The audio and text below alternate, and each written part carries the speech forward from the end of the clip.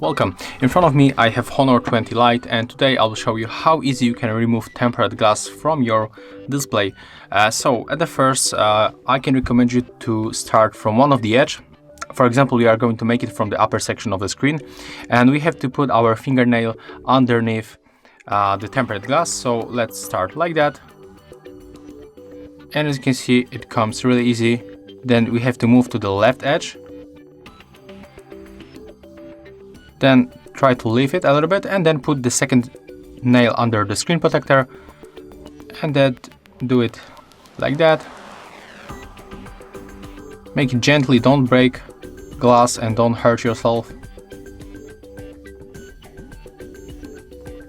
And as you can see, after a few moments, the glass was removed and we can easily use our device.